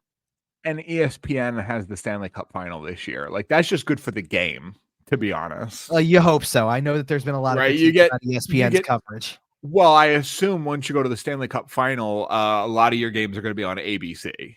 Putting Connor McDavid on ABC. No. Putting Connor McDavid on ABC is good for the game. Oh, I think it's good for exposure. You just I know what people are criticizing about the coverage is all I'm saying. No, totally. I totally understand. This is not. I absolutely get that. Right. Now, so what I wonder about most in this series is Edmonton's deficiencies, because when we get to the East series, we can look at the East and say it's pretty even across the board in terms of talent. I don't feel the same way here. I think a lot of people would agree with this. Dallas has the goaltending edge. Both teams have both teams have a young stud on the blue line. Heiskanen's the guy for Dallas. I think Evan Bouchard's had a great playoff for Edmonton, but I think Dallas probably has a little bit more depth there as well. And then I've talked about Dallas's depth up front for a while in terms of their the fact depth up front is ridiculous. In terms of going from, again, the Benn, Seguin, Pavelski factor, and, consider that you're running out Jason Robertson, Wyatt Johnston, Logan Stankoven, and assuming he's healthy again, Rope Hintz is part of that group as well. And it's like, it's just so good. And I didn't even mention in that veteran core, I didn't even mention the guy who got him there with the overtime winner, Matt Duchene, which, and did you mention Joe Pavelski? Yes. Okay, he's there too. No, I said Ben, Seguin, Pavelski, and I should throw Duchene in there as well. Yeah, absolutely. I mean, that even crosses over to the blue line because you got Ryan Suter playing on the blue line and looking pretty good also. Man, it turns out he was a really good defenseman who is just being overused at every stop he's ever played at. Yeah, so I'm with you. This is an easy one for me just because I think of all the teams left. Not only is this the roster that I love the most, but I think this is the team that has found their groove the most so far. Is Wyatt Johnston the third best forward in this series? Behind the obvious two. Of course, behind two of the three best players in the world. Yeah. I think he might be. Based on, let's put this way. I'm not taking anything away from Zach Hyman, but come on, Zach. How many of those 53 goals were because of Connor and Leon? Come on. Well, Hyman's leading the league in goals in the playoffs too. And who's leading the league in points though? In the leading the playoffs in points? Yeah, not goals, but points. Leon Draisaitl. Oh, okay. And who's second? Connor McDavid. Oh, okay, great. So that's how Zach Hyman has his goals. Got it. Oh, I hear you.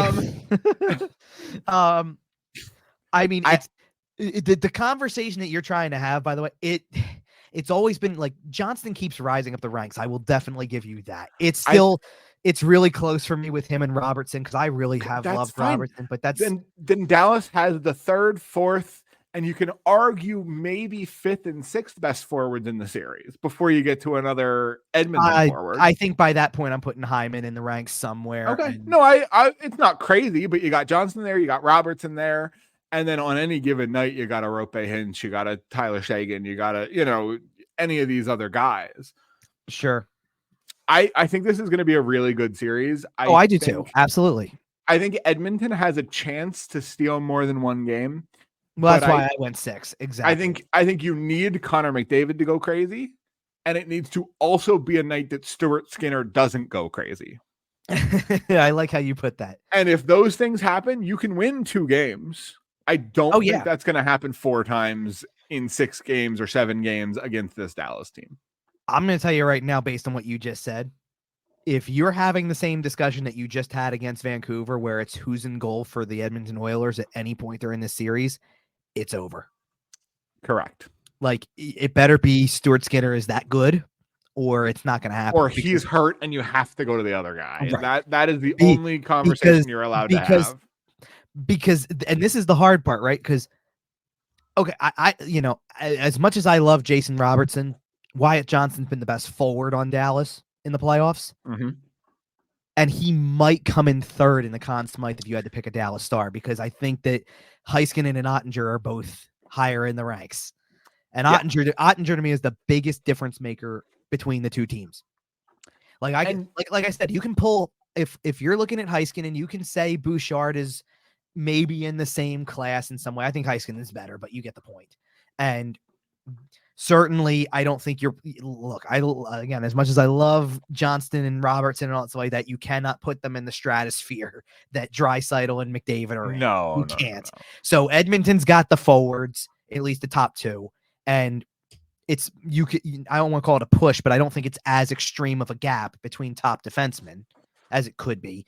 But it is a very extreme gap in goaltending. Well, I also think it's an extreme gap in goaltending or in defenders 2 through 6. Oh, that part I agree with. And that's where depth matters. Because let me throw out another stat for you. I know we don't love using this like as an end all be all or whatever. But do you know who's tied for second in plus minus in the playoffs this year? Who's that? Chris Tanev, who they acquired at the deadline. Yeah. Don't forget about guys like that too, who you had to bring into the picture, and don't get me wrong, like you go in there and Evan Bouchard's a +10 and Matthias Ekholm's a +8, and totally get it. And there's a way to be that way when you've got Hyman and McDavid and Draisaitl putting up points and you just happen to be there. Bouchard's a good point. Like, don't get me wrong. Bouchard's a good points guy too. Bouchard's actually got 15. He's third in the league in the playoffs with 15 assists. He probably should have gotten a little more consideration for the Norris this year. I think he will eventually. I think that's a legacy award as much as anything. Yeah. Right.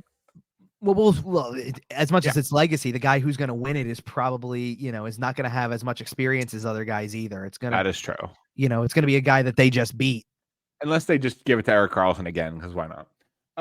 Was he a finalist? No, I'm joking. Oh, okay. I was going to say, I could see it if it was like, because I think Yossi got a lot of attention this year. And it's like, if it's legacy, then sure, that's probably the direction you go. But I'm pretty sure it's Quinn Hughes to lose. Yes. All right. And then we do have one more matchup here to talk about. That is the Eastern Conference Final. And if you've been paying attention here, you know who's there. Yes. The Rangers are playing the Panthers. Game 1 is in Madison Square Garden on Wednesday night. It's going to be a really good series. And I fully expect these two teams to beat the piss out of each other, frankly.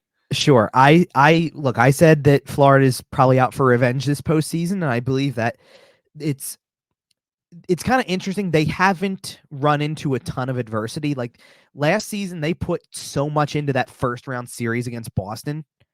This year, they made really quick work of Tampa, which I was surprised by. And me too.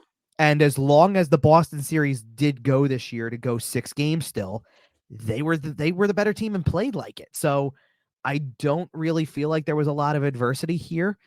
And that's why for me, I have this series going 7 because the Rangers have not had that President's Trophy downfall that we've gotten used to seeing in the earlier rounds sometimes. They've got all the pieces that go along with it. This is an elite goalie matchup between Shesterkin and Bobrovsky. There's quality defensemen on both sides. We talked about a little bit with Florida's side of things where it's Montour, Ekblad, Forsling. You got a good group up with that. And then you go to the Rangers side and it's Adam Fox and what you've seen from, the warrior that Ryan Lindgren is and what you've seen from Keandre Miller and guys like that too. Like, this is a really good series in that regard. And then forwards, it's the same way, right? Like both teams are loaded at forward with potential goal scoring and talent and all that. Yes. It's even an excellent, it's like one of the best coaching matchups you could ask for. You got Peter Laviolette and Paul Maurice. Yeah. Paul Maurice has turned into a little bit of a rock star lately with some of the press conferences, by the way. That's been some real. Paul Maurice is always a press conference god. Paul Maurice is like the more charming John Tortorella, where it's like he says it, but it's got a little bit more charm behind it and a little bit less like vitriol. Like it's the goatee. He doesn't have the goatee. By the end of the season, it was a full-on beard, but I get your point. No, but it's very specifically the goatee.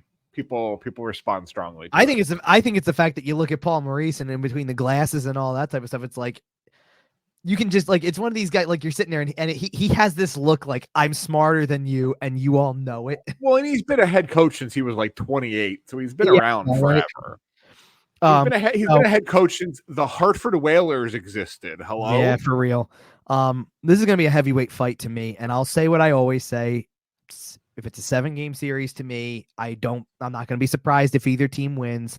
I am taking Florida though. I've got Florida making the return to the Stanley Cup final. Yeah, see, you set it up right, but you gave the wrong answer. Oh, we're going to be different this time. I like it. If this is a heavyweight fight, yeah, and it's Madison Square Garden Game 7, the home team's not losing. I understand where you're coming from with it. The game might go to 17 overtimes. The home team's not losing that one. Nope.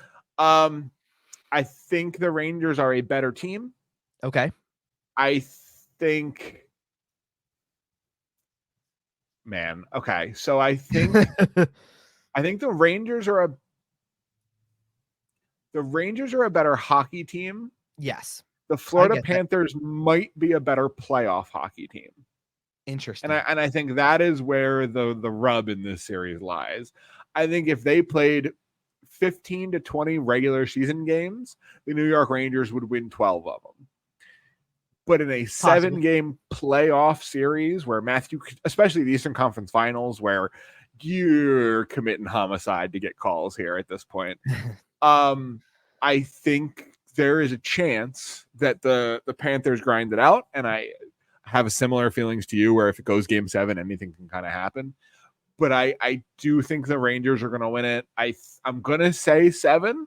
Okay. But I could easily see it being less than 7 if the Rangers come out and win the first 2 games at home and smell blood.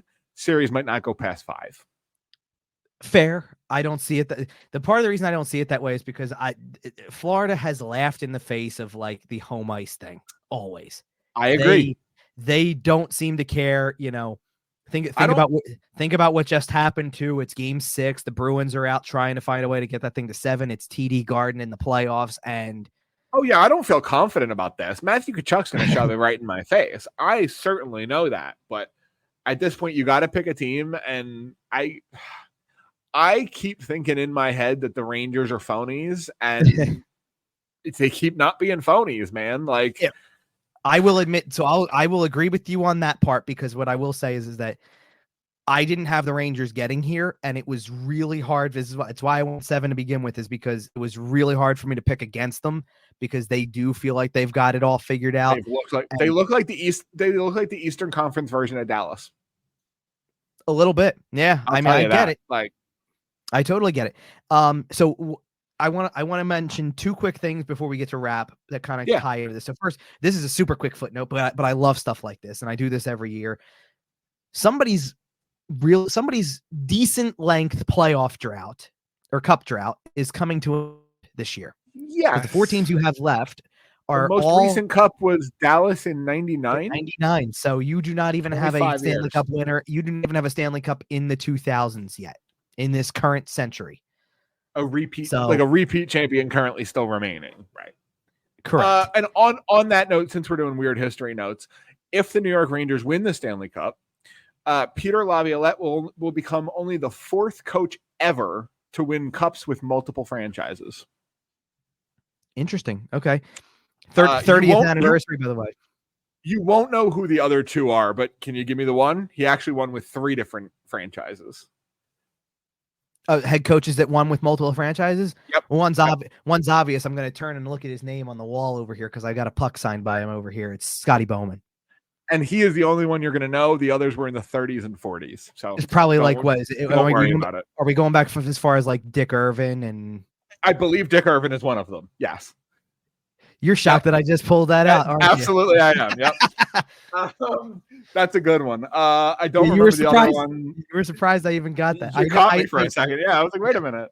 I knew Scotty Bowman off the top for sure, because Scotty Bowman goes back to Montreal, Pittsburgh, and Detroit, and at very different times in the where the game was too. Like. And the last one from Scotty Bowman is the last time that a coach has done that. So Peter Laviolette, if they win, could be the first. Obviously, his last cup was in Carolina, the team he just got through. Well, it's not for a lack of knocking on the door, because he's gotten to cup finals with 2 more teams before this. If he were to have it with the Rangers too, and it's crazy when you think about it like that only 3 coaches have done it, isn't it? Yeah, and he's had opportunities. Yep. It's pretty crazy. Yep. You also have to factor in, so you've got the Dallas fact. So Dallas is 25 years. The Rangers are 30 years. You do still you've got a team that's never won it before still in the running. That's the Panthers. And you have 1 Canadian team still remaining for the Canada drought, which is now 89 from them. 90 was Edmonton's last, but we're really playing Canada's off of last was 92. 93. Right. 93. I'm sorry. Yes. So we're playing off of that one. So you got a lot of fun possibilities here. Absolutely. A lot of fun possibilities. There were some, I will say this. I do know that there were people before that Game 7 between Vancouver and Edmonton that were like, holding on to the fact that we could have had a Rangers Vancouver final and repeated 1994. That would have been which I'll admit, because you know this. My preseason, somebody called Mark Messier. Well, it's not going to be hard. Go to ESPN. I know. Which, by the way, the documentary that they teased looks really good. I'm going to have to check that out. I still have to watch Saving Sakic, but yeah, I do too. I haven't had a lot of spare time to do that right now. I had from the beginning of the season, my preseason prediction was a rematch of 2000. Okay. And that's obviously not possible, but certainly, we had a couple of different rematches on the table as long as this was going, because you had Carolina Edmonton from 2006 was on the table. You did have that Ranger Vancouver one on the table. You had a few others that were kind of linked throughout and things like that. Would just, now there's no real historic matchup here. You're just going to get either one of these anniversaries or one of these legendary kind of hey, how long has it been since Canada won a cup? How long, Florida's never won a cup. The Rangers, right? 30 years for the Rangers, 25 years for Dallas. Somebody's breaking this thing, and that's great. One fan base is about to be very, very happy.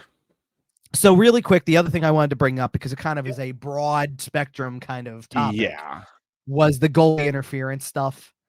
And the officiating and all that stuff. Because it's come up more times than it should. It's come up more times than it should in a negative way. And I actually, so, I saw, look, I know what was going on in the Florida-Boston series and the goalie interference calls that were kind of all over the place and things like that. And then we got to the Dallas-Colorado Game 6, and I don't know when screening became illegal, to screen a goalie, and that means he can't play his position anymore, kind of thing. Yeah, there's some questionable decisions in that one. But what I think happened, and I don't like trying to get into conversations about this stuff. I know stuff happens over the playoffs, things like that, and it's, and sure, is there a is there a distinct level of possibility where it looked like something was happening on that call, and if you count that Dallas goal on the ice, it probably stands, and then you're sitting there looking at this going, that's how the series ends. I know that comes into play. I get that comes into play. I watched as the intermission report happened, because by that point, an overtime goal was waved off. Call stood, obviously, because there wasn't anything that was really going to overturn what they called on the ice based on that. And they get to the intermission to go to the second overtime. And I just thought that, you can have your opinions on Paul Bissonnette and, all the other stuff that goes on over. He was spot on during that intermission. And he really had, I totally, it was a great panel to have that night for it, because Biz was just going spot on with everything he was saying. You had a goalie on the panel, pretty good goalie too. Yeah, right. Hall of Fame level goalie, right? Henrik Lundqvist, who is trying to give the goalie's perspective of it, by the way, agreed with Biz that the goalie should have to be a little bit more forward and kind of assert himself a little more to establish position. Agreed with that, which is big from a goalie, instead of being the victim of, no, this is my crease. That's the only way there is to it. No. He agreed with that. But what Biz said that I felt was right is the biggest problem is consistency. We still do not know. There's no standard.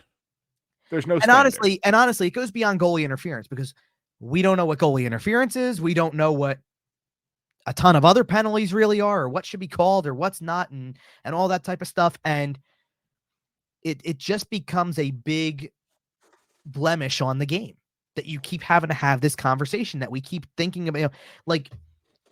Imagine if Dallas doesn't win that game. And even though they did, it was probably still a big enough talking point. But imagine if Dallas doesn't win that game, and we got a Game 7 out of that series, and they look like they should have been awarded a goal on that first play. Right. That's all we're talking about until Game 7, until that series is over. And if Dallas doesn't win the series in Game 7, if it goes that far like that, we're still talking about it, because we're going to sit there and say they were robbed of that goal because of what it looked like. Absolutely. And the inconsistency of it. It is the one thing I think the NHL needs to address is you got to make this as cut and dry as possible. And I understand it's not always perfect, but you've got to do as much as you can to do that. You know why they're not going to do that? Because of everything else factors. Because if you set a standard, people are going to hold you to it. If there is no standard, then you can do whatever you want and hide behind it. Sure. Yep. Well, but what people keep coming back to, and this is a fair counterpoint to what the league has may want to say about it, is when you factor in all of the other stuff from fan experience of being able to enjoy the game and feeling like you know something about the game, like everybody questions what goalie interference is. The officials probably don't really know as well as they should. Certainly the fans watching don't know. The players don't really know. I was going to say, half the time the players don't seem to know. Right. But and you shouldn't be able to, it's the playoffs. You shouldn't be able to stop a player. Like I said, what are we supposed to do? Put a 5-foot buffer around the crease and say, don't go in there. Right. And I ironically enough, I kind of laugh about it because I'm like, of all teams for something like this to be happening to in that situation, Dallas only won a cup in the most controversial fashion. They know all about crease rules. By the way, you can see it on the screen. It is over here. Okay. It's up there, and the picture, by the way, when I look at that picture, it is clear as day. His foot is in the crease and the puck is not. Yeah. Oh yeah. So, that wasn't that was a rule at the time. It was, but it wasn't, and it was. And eventually it became a big time rule, and everybody talked about no goal then. And so, but now what I'm saying is that that changed the way that you did, situations around the crease in that setting when that happened. I think about however many years ago it was that Erik Karlsson scored in the playoffs for San Jose off of a hand pass, and they later changed that for a missed stoppage challenge because you couldn't as much as that counted then, you couldn't go forward letting something like that count anymore. Same way the Blues got screwed at the end of a playoff game because I think the puck hit off the net. It was against Boston in the Stanley Cup final in 2019. The puck hit off the net and kind of skittered out in front, and St. Louis took their foot off the gas because, the puck had bounced off the net. Boston scored and ended up getting challenged later where that could be reviewed. Yeah. Is that I don't know if I remember exactly that one, but there was another because I remember Braden Shen and Torrey Krug chasing an official off the ice, smacking their sticks against, it was bad. I thought a referee was about to get jumped. And somehow or other, that was hardly the most controversial call in that series. No kidding. There was a missed penalty later on in that series that was led directly to a goal, and you knew it was coming. And there was another rule change that came out of this series because that's the series that gave us Torrey Krug and the helmet rule. Yeah, it's true. I was even thinking about I was even thinking about and this wasn't an out of play situation, but remember when Vancouver made the Cup final and the puck hit the stanchion and nobody had a clue where it was, and you have the same concept. You have people standing around going, "Oh, it got to be out of play." Nope, it's not. But and things. By the way the puck went in on that situation was very similar. By the way, everybody's looking the other way, and it's oh, by the way, the puck's over here and it's in. Yep. Ironic, by the way, how the puck doesn't lie, and the guy who was screening the goalie at the time that they basically called for the contact got the game winner anyway. Crazy. Love when that happens, right? So, all right, you get my point. Yes. Yeah. I think that is just about going to do it for today. We do have one more little note here on the closing of Cabrini College. Just a bit of a minor note. I know we've mentioned that Kevin's gone back and done some stuff with their radio in the past and got a little bit going on. And it happened this week. And Kylie Kelsey gave the commencement. I'm sure most of you saw it.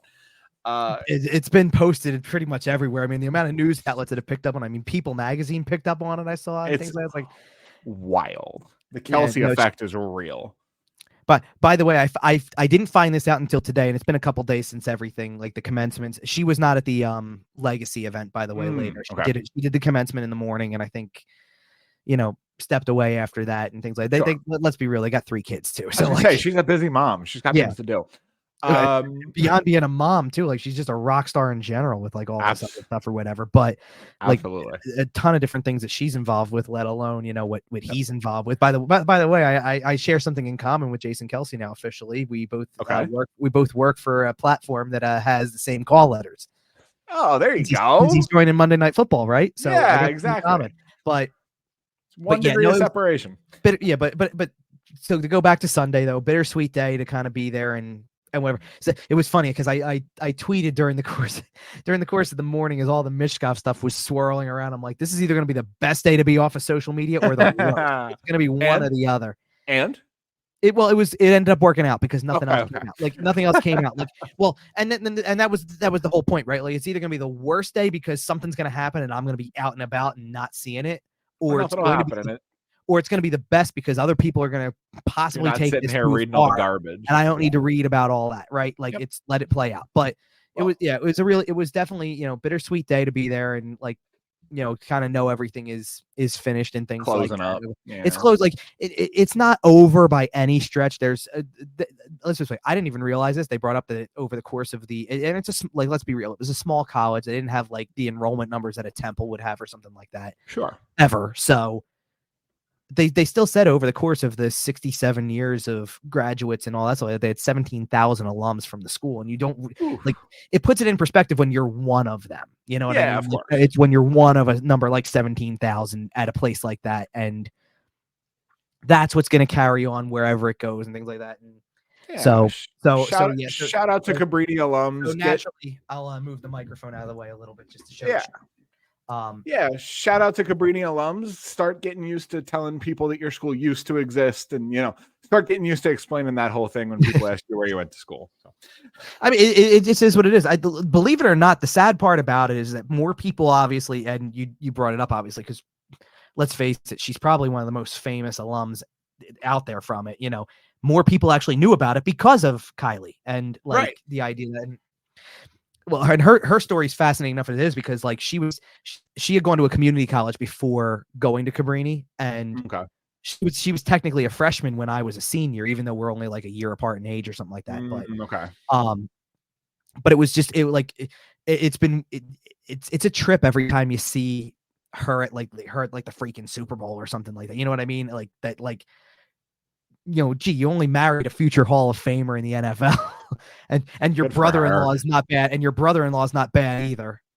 And you're a diehard Eagles fan, and you married a guy who stayed in Philadelphia his entire career, like that, and has become one of the most beloved players in franchise history. And I'm telling you right now, they will not be leaving. That's the other thing too. Oh like, no, they are no intertwined with this. He is as much for all the stuff about Cleveland Heights and all that stuff. Like, you know what I mean? Like he is intertwined to this area like nobody else, and it feels like, and they are like the first family of Philadelphia. If he wanted to move back to Cleveland, she would divorce him and keep the house. I'm not going to go that far with it. I said, I know her. I'm not going that far. No, that's fair. All right. We are going to get out of here. Thank you for the shout out and all that stuff. Absolutely. Like that. I appreciate it. I'm not going as heavy on this in the future. It was just of course. Right now while it was fresh, what was fresh. I'm actually, it was good. I'm glad that like we were trying to talk about when we were going to do this. I was worried for a second that the only day to do this was going to be Sunday. And I'm like, we made it work. I would really I was just sitting there going, I would really hope that it wasn't like we got to try to fit this into the morning. Cause I have to get to that. Obviously It was very important for me to get there and things like that. So.